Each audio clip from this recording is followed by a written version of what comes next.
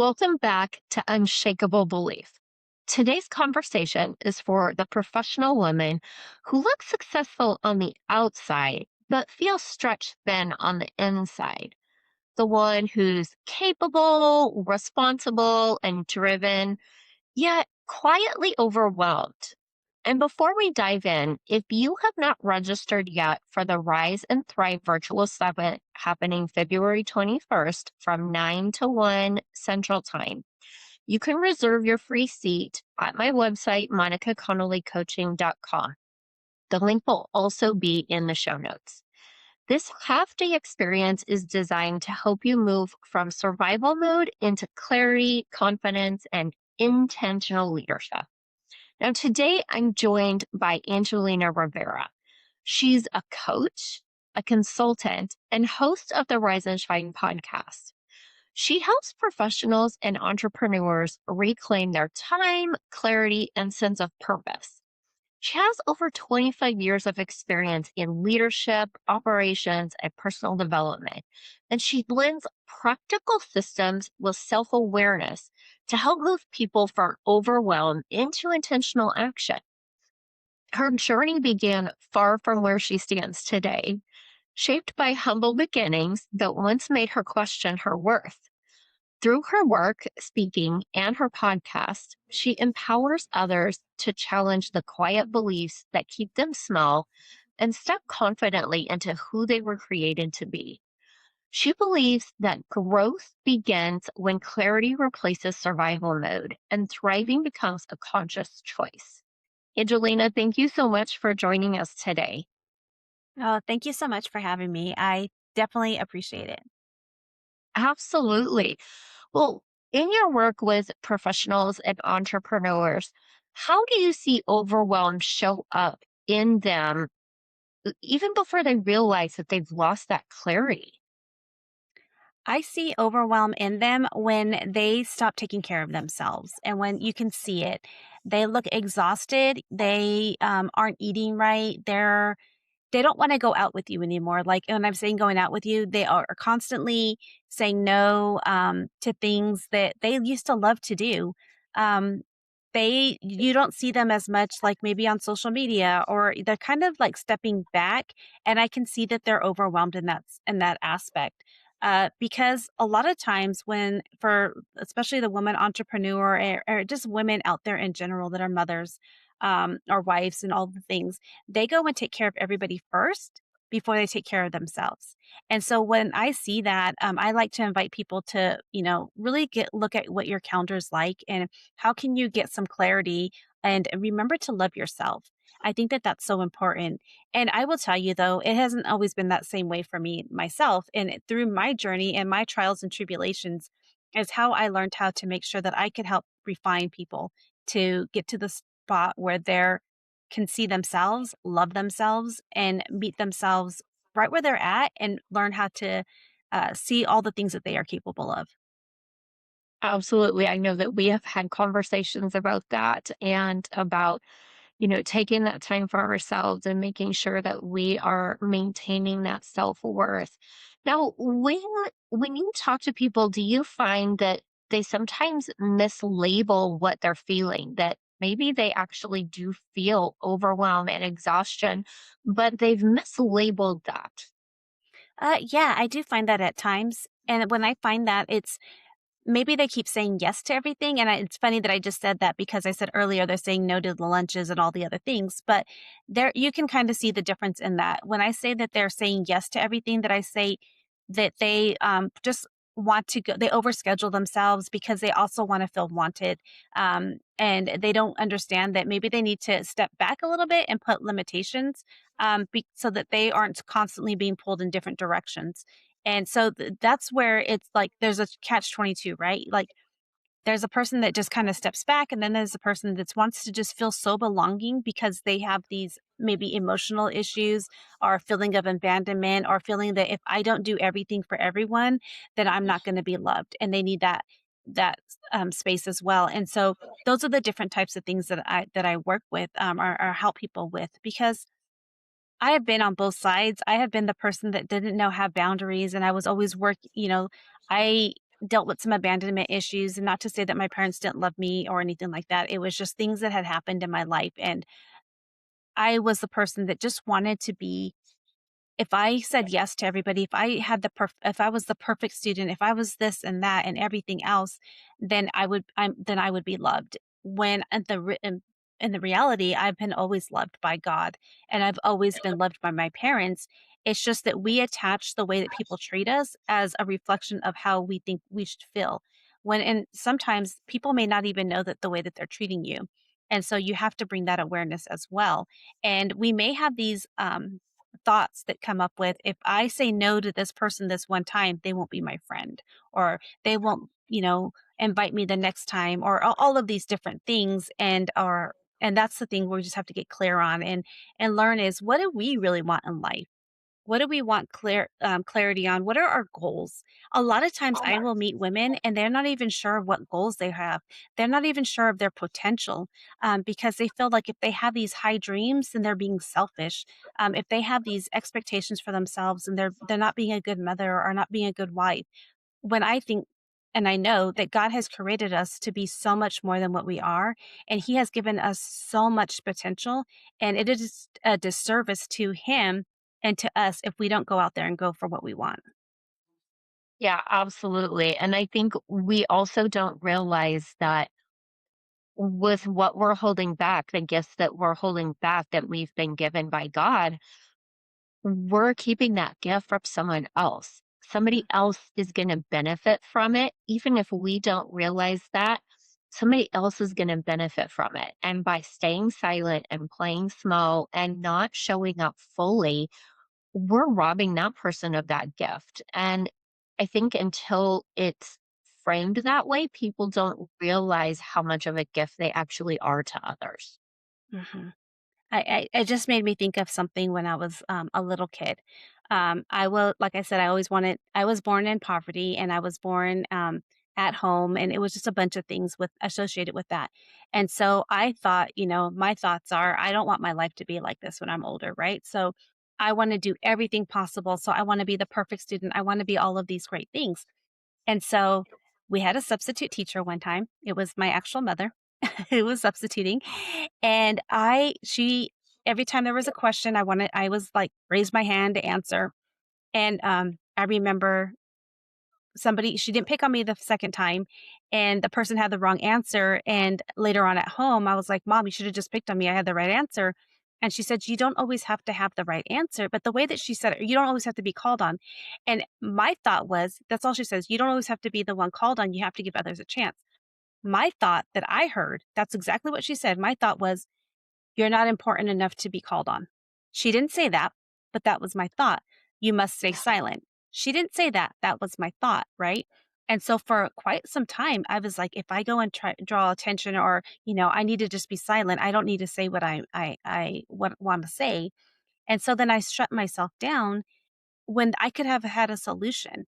And in the workplace later in life, I kinda did that. I worked with a bunch of males. I was the only female in a production environment, and I thought, "Well, maybe if we do it this way," but then I was like, who am I to think this, right? I'm not a mechanic, I'm not a machinist, I'm not all of these things, but we would go through the same thing, and then one day I just stepped up and said, "Hey, what about this way?" And it was the actual solution, and I won't say that I always had the right solution, but I was like, "Hey, can we look at it this way?" And once I got accepted that way, and then I was like, I always have been accepted. It was myself that put these limitations on myself.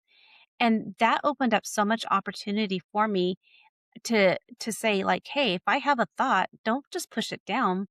Because when we do push our thoughts down, our emotions down, and all of these things, and we don't deal with them, they're going to show up later hurting ourselves. They'll show up in ailments in our body and all of these things. But it got me to finally realize I need to start speaking up. If I see something that's wrong, I need to say something about it and not just let it stop or let it just keep rolling, the insanity of going through the same thing over and over and over again. And so those are some of the things that I think that are so important, is that when we feel something, if it's maybe, like for me, it was my mom saying, not calling on me didn't mean that she didn't want to call on me. It's just she had to give other people a chance. And there were 35 other kids in the class. She couldn't just keep calling on me, right? But it was the things that I heard. And sometimes I think that's so important, is that when we're communicating with people, Are we actually listening to what they're asking us? Are we just trying to hurry up and come with a comeback? Or are we thinking that they're saying the wrong thing? And just ask for those clarifying questions. Clarity can help you so much when you get clear on things, I think will help you so much. Yeah, and I think that being clear with that communication, that's so important. So many times we go into a situation and we have expectations of what that is going to look like or what someone is going to do. And then when it doesn't go that way, we get upset and we're like, well, it was supposed to be like this. But that's the expectation that you had put down on the situation. You didn't communicate that to the other person. They walked in with their own set of expectations. And when that's not communicated, you have hurt feelings on both sides when there was nothing that was done intentionally. But I love that you talked about something that happened to you at school because, you know, so many times these beliefs that we have are from when we're young.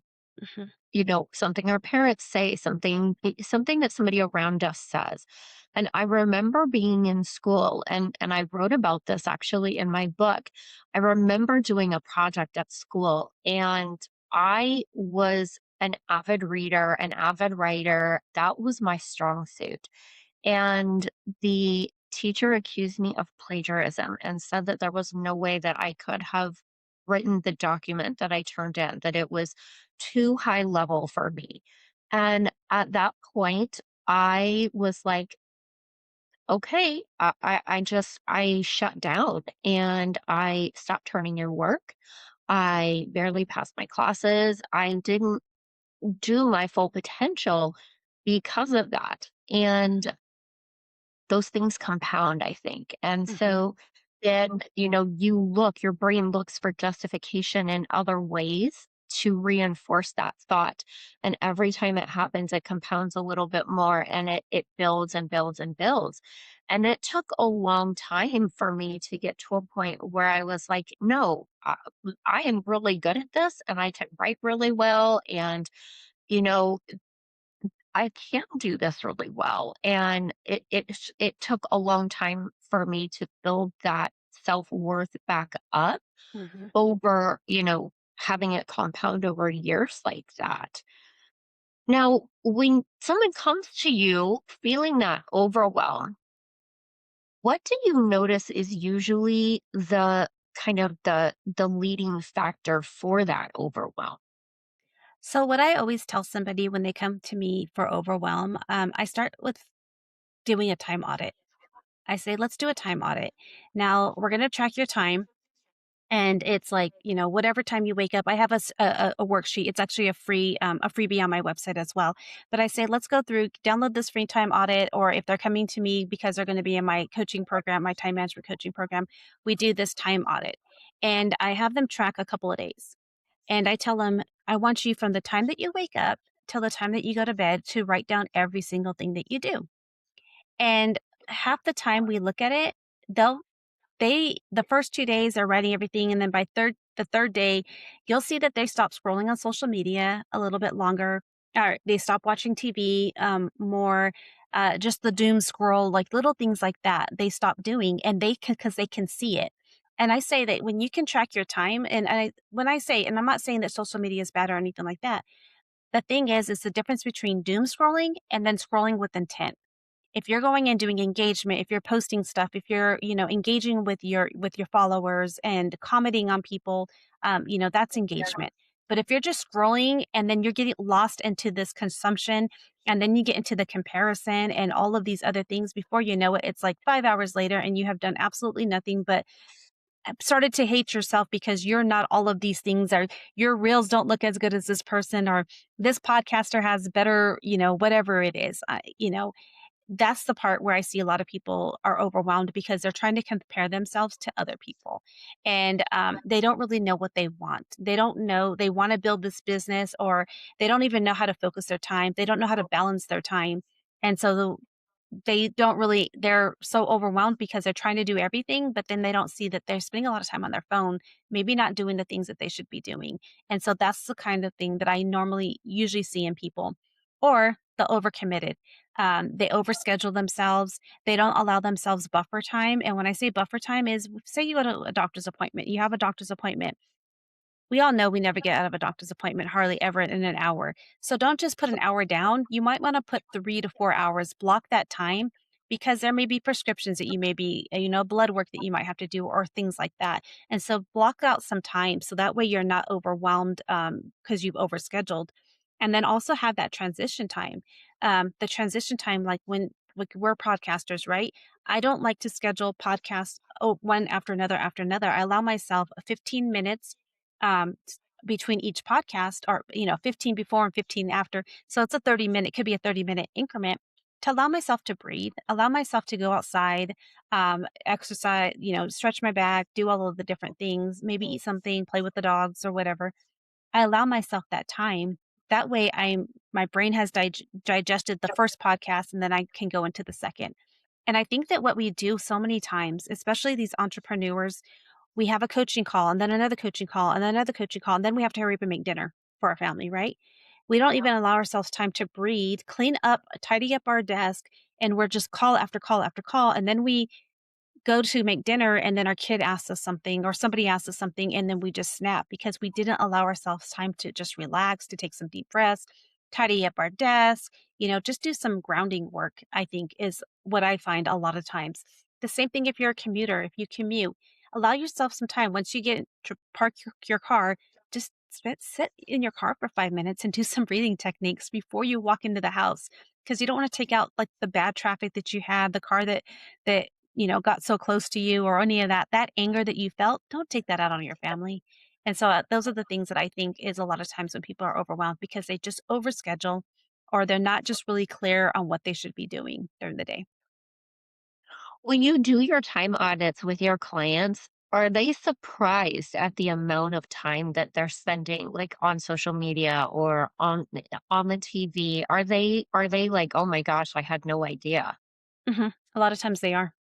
Ah, They are really, and so we see their, even I have them record their screen, like, track your screen time. I said, that's not for me to know. I'm not judging you, but turn on the option for your phone where you're getting your screen time.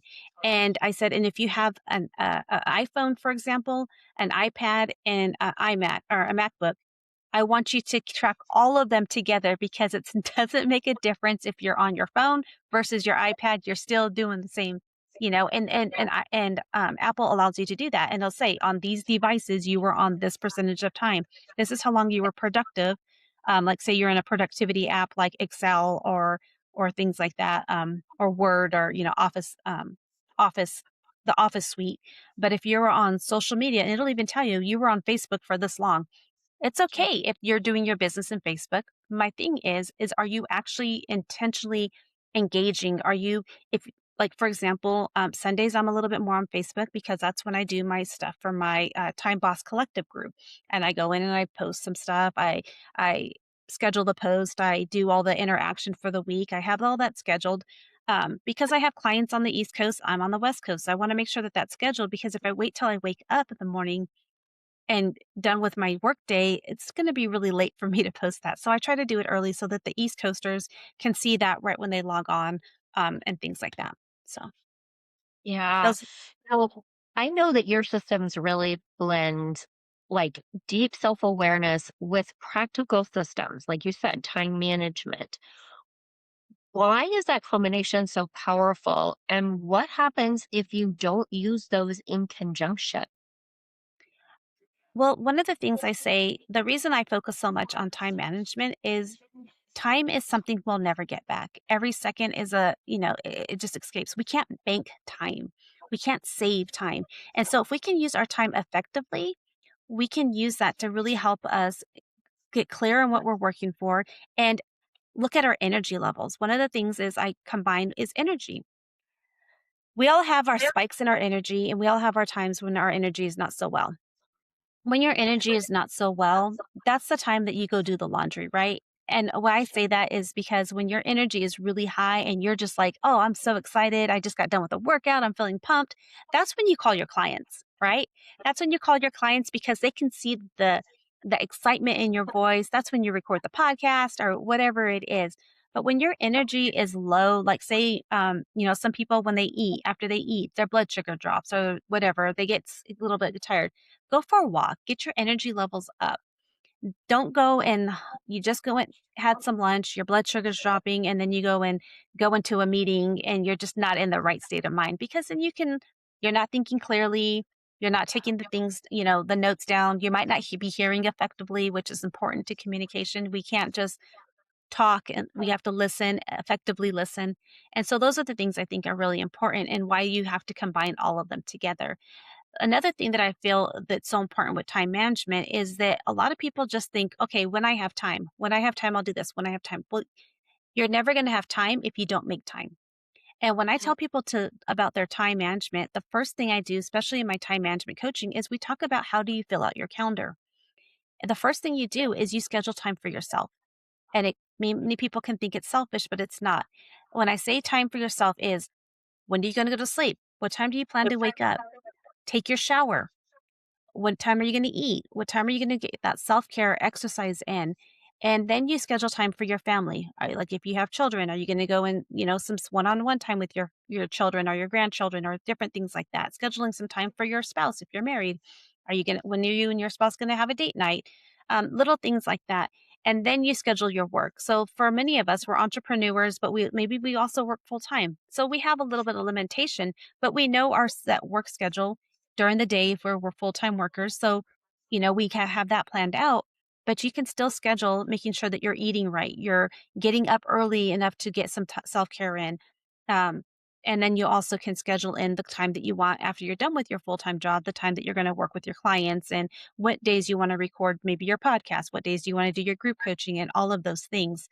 And that's what I think is so important. But a lot of people put work first, Yeah. then they put their family, and then they put themselves.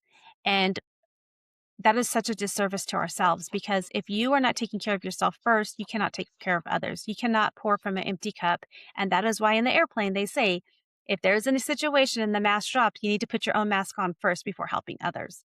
Because we cannot help others if we cannot help ourselves first. And we also want to make sure that we're modeling that for all of those who are looking at us, whether it's our children, our grandchildren, all of these people that are in our lives.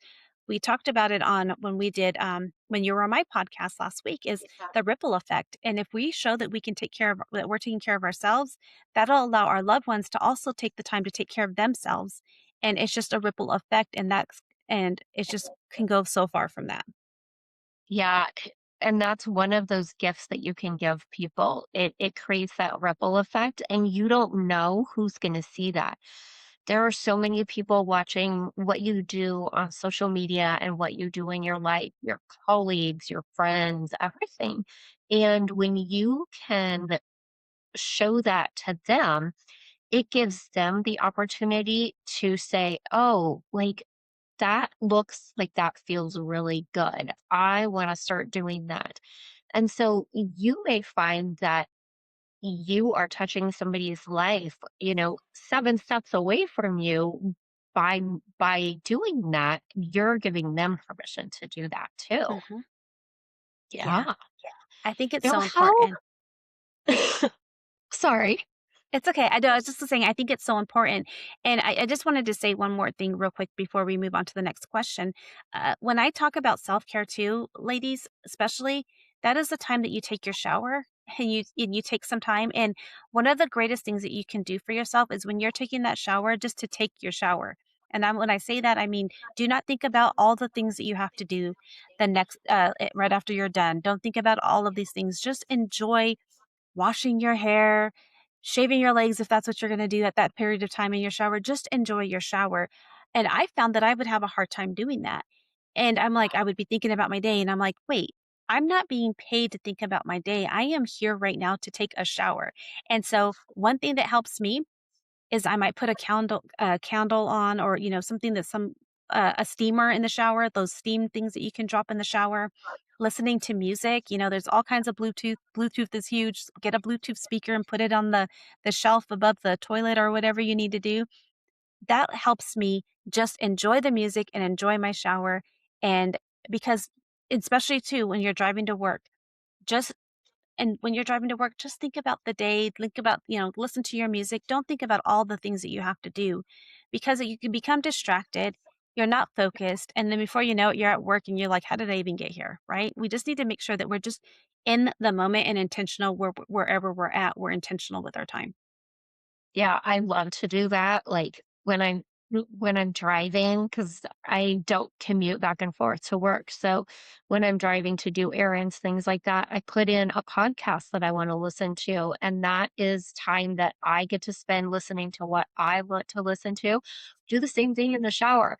The shower is when I get to listen to my true crime podcast because I love true crime, and so I put in a podcast and listen to it while I'm in the shower. And, it really it's I feel like, and I know for me, sitting in silence with myself is really hard. And it is something that you need to do. It's where you have those quiet moments with God. It's where you'll get a creativity spike, things like that.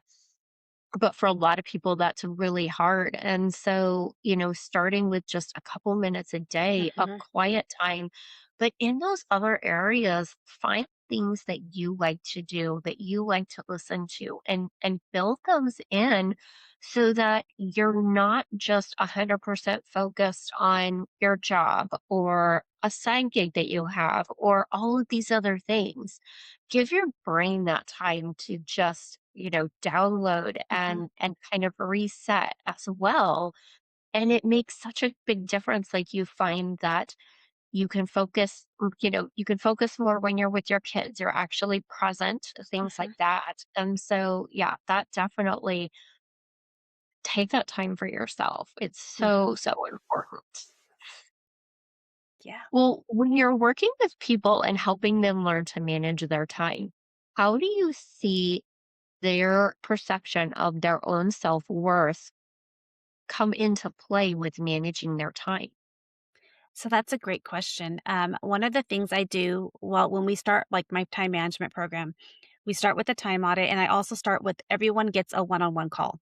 We have a series of questions. I have a questionnaire I give them, and then we meet one on one and talk about those things. And some of those is, where do you feel like where you're weak at? Where do you feel like your strengths are?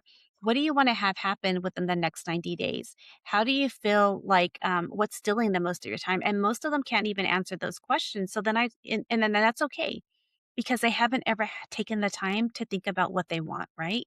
And so I have them do a little visualization, and we also I give them a whole workbook. It comes with a workbook when they sign up, and we go through some clarity.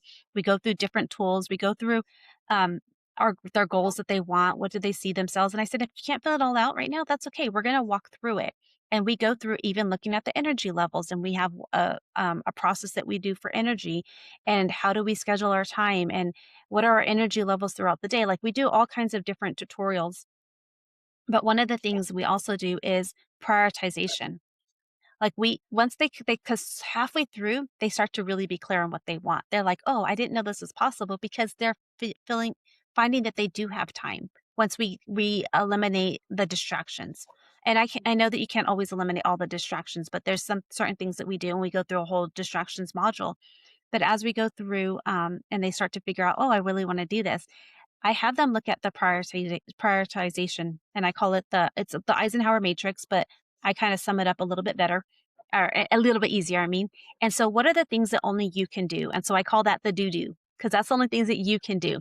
And it sounds funny, but it's easy to remember. So what are those things that only you can do? And that is like the podcast. Like, we only you and I can record our podcast, right?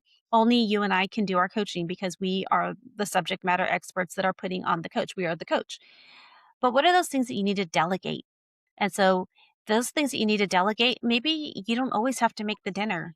Maybe we talked about this when we did when you were on my podcast last week, is about the groceries. Instacart is a great tool to buy your groceries, or Costco delivery service. There's all kinds of things that can deliver your groceries to you.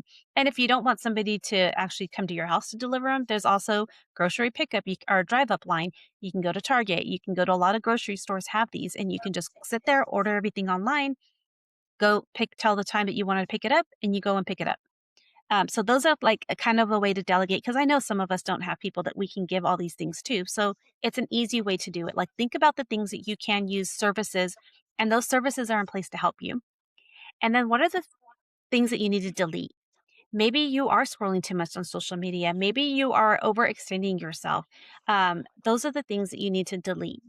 And then the other thing that you need, the fourth one, and I said it in the wrong way, but what is the things that you need to decide to do later? And those things are maybe we're here in the middle of winter and you're thinking, okay, in the summer, I'm starting to write my summer list of things I need to do. No, like you don't need to really worry about that. Like you can just put um, a whiteboard, have it somewhere. And that's where you kind of, as a thought comes to you, you just put do later and then write those things down. And then later you can worry about those. Like don't start thinking about like all the things. And so that's just an example. But those are the four things. It's like, what do you need to do? The do's, decide later, delegate, and delete. And Eisenhower matrix does it a little bit different, like urgent, non-urgent, and all of things. But I just like to use the 4 Ds. It makes it so much easier. Yeah. Well, I want to switch gears just a little bit because you are going to be speaking at the Rise and Thrive Summit actually next weekend on the 21st. And I wanted to talk to you about why you believe proximity to conversations like this summit matter to women.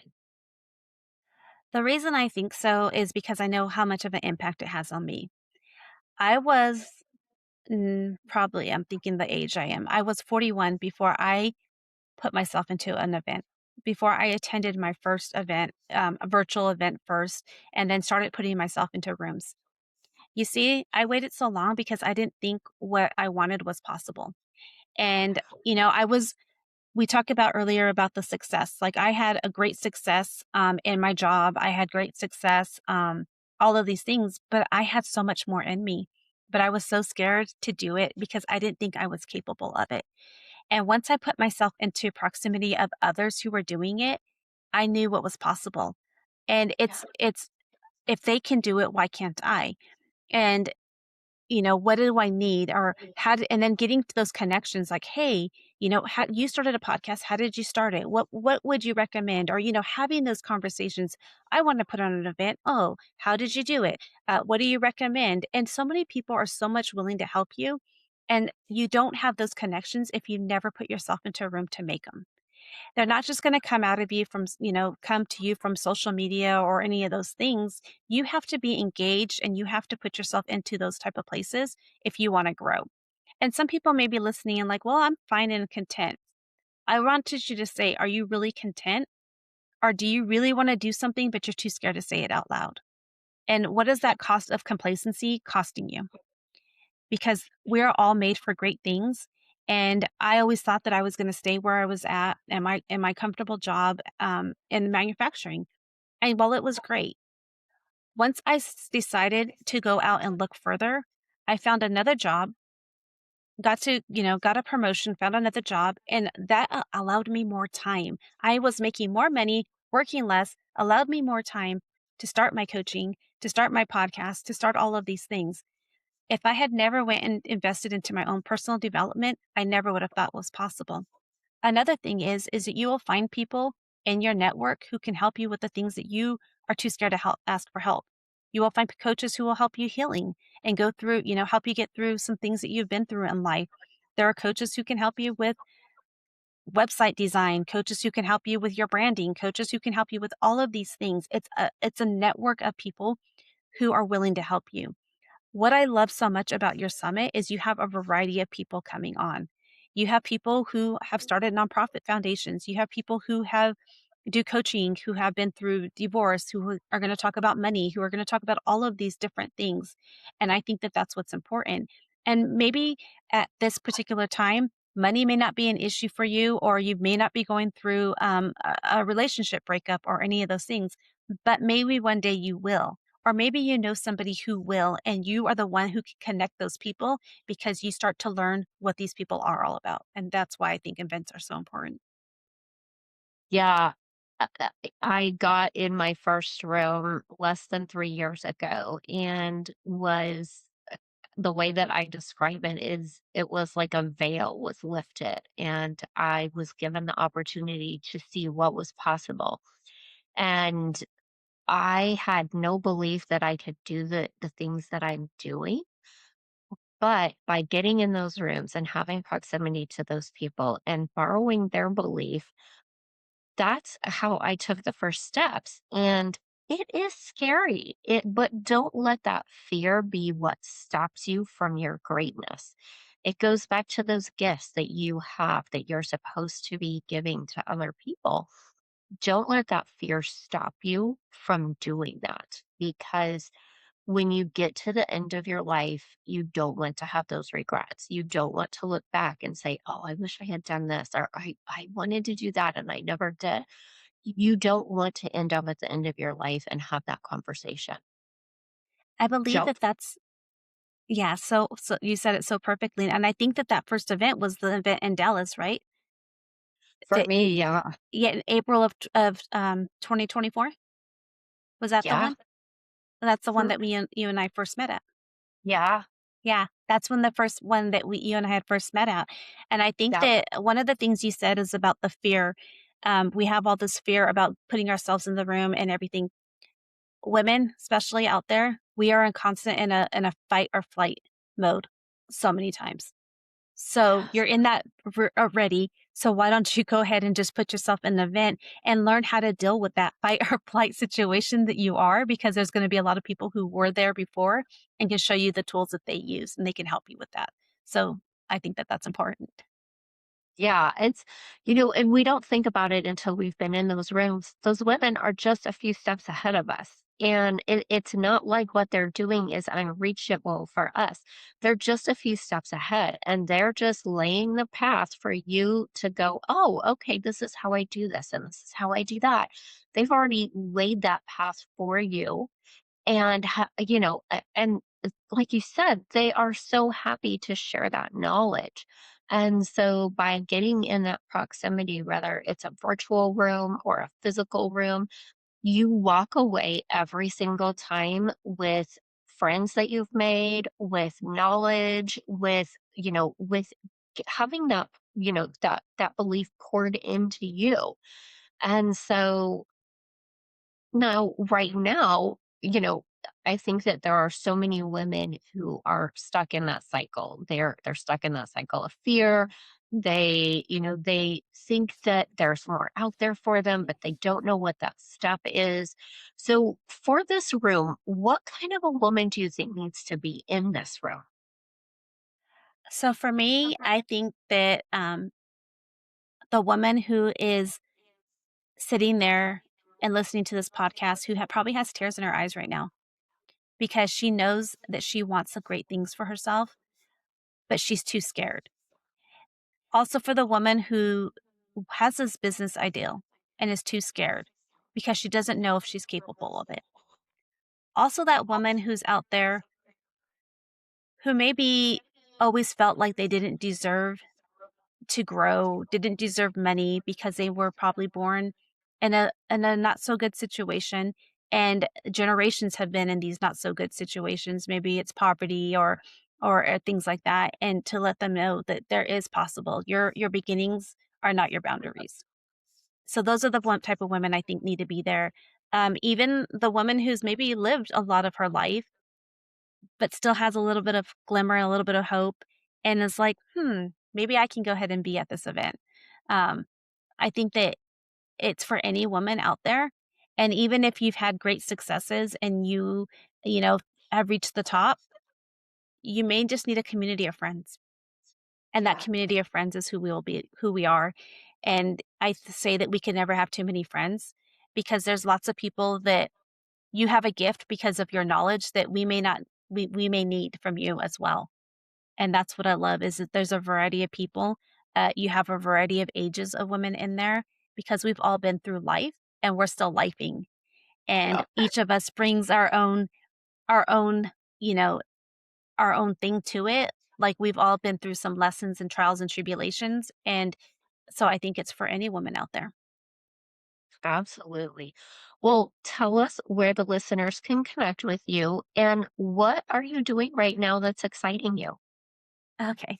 Thank you for that. So, my best way that's easy to remember would just go to my website. My website is angelinarivera.com. So, Angelina spelled angel, INA, river, and then a.com.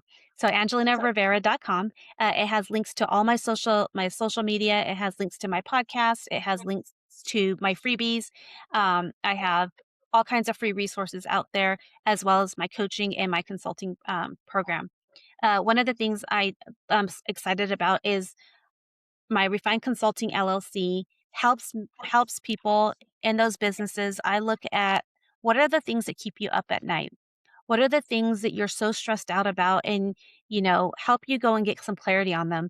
When I talk about clarity, we could go through maybe it's your biggest process that you have for your business. We'll go through and we'll map out that process for you and look at ways that what is needed. And it's kind of going back to that Eisenhower matrix a little bit, but what's value added, meaning that it's something that's really helps to move the business forward. What is non value added and what just needs to be deleted. And there's lots of things out there. And so I'm a Lean Six Sigma black belt, meaning that it's one of the highest in the quality process improvement world. And so I use the tools that I have learned. I've been doing this been in manufacturing. So I utilize my manufacturing experience that can apply to your day to day operations. It can apply to your household operations as well. But I utilize these tools and use them to help you look at what we can save in your business and how to get more sustainable, how to eliminate. And when I talk about eliminate, I'm not talking about just putting a band-aid on it. We get to the root cause of the things to help your business get clarity and get that high volume back into it. I've done it for quite a long time, and I've helped save the government millions of dollars by just refining their processes. Another thing that I'm excited about is my time management coaching program. It's my signature program. It's Unlock Your Time Potential. And we have different levels of it, but the standard level is an 8-week program where we do, like I said earlier, we will do a one-on-one consultant coaching call together. Then we do 6 weeks of group training and coaching, and then we end with a one-on-one as well. And so that is something that's going to be starting up in a few weeks. And so it starts off with a very easy deposit of $100, and then I work with you on the payment plan. And right now, for the month of February, it's my birthday month, and so I was born 1980, so I'm offering 80% off my program right now. Oh my gosh. Yeah, yeah. Well, that is very exciting. Y'all want to jump on that because that's an incredible deal. Now, as we wrap this conversation, what I love about what Angelina shared today is how clearly it connects to the pillars that I also teach: clarity, confidence, and consistency. So, clarity is really recognizing when overwhelm is not just about a busy calendar, but it's about drift. It's really asking, where did I lose intention? Where did I stop leading and start reacting? That confidence piece is challenging those quiet beliefs that keep you small. It's understanding that your time, your leadership, and your voice are valuable. And it's choosing to operate from a worth standpoint instead of survival. And consistency is where thriving becomes a conscious choice. It's not a dramatic overhaul, it's intentional action repeated every day. It's systems aligned with self awareness and decisions that match who you are becoming. That's why conversations like this matter. And it's exactly why the Rise and Thrive Virtual Summit exists. If something in this episode resonated with you, do not sit on it.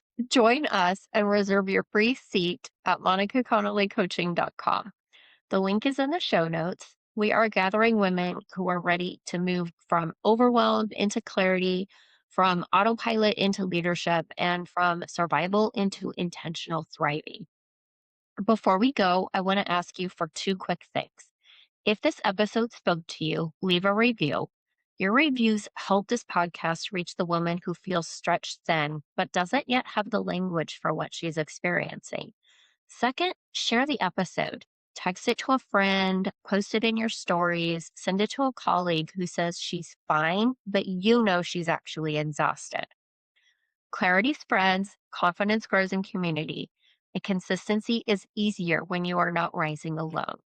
Thanks for being here, and remember, you were made for more.